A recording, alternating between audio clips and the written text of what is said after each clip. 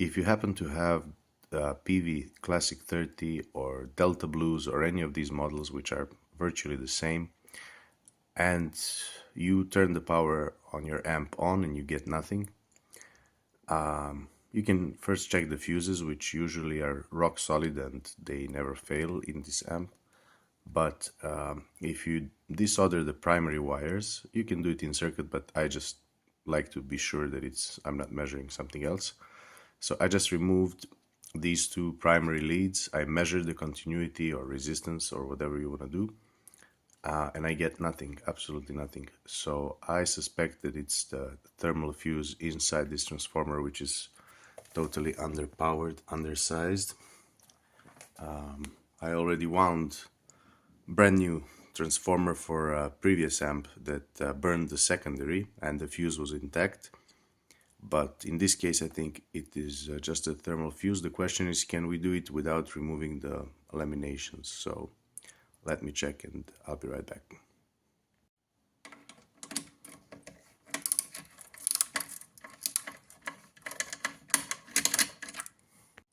Once the transformer is out, you just cut this copper tape around it and just peel it around, and then you remove this plastic cover. You just pull it up.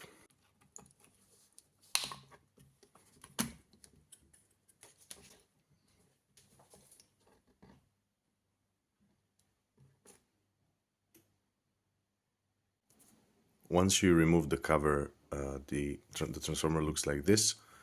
You should remove the cover from both sides, and when you remove it from the other side, you will see the fuse hidden in here.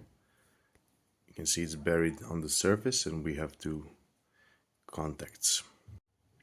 So without disassembling the core, once you cut the pieces of tape which are here, there are like two layers of tape. Just be careful not to pry with your knife or whatever you're using. Don't pry into the winding. Don't cut the wires or the insulation. So just slightly pry from underneath and peel out this tape, and you will expose the thermal fuse. So I have connected the two leads. As you can see, we have absolutely nothing. So this thermal fuse is bad, and without damaging the transformer, we can just solder these two terminals together. Now, if you like, you could find one of these and primary thermal fuses and of course replace it with it. Okay, once you solder and jumper this fuse or these two contacts, you can flip the transformer around and measure the primary again. And now when I measure the primary, I get around 28 ohms on DC resistance on the primary winding.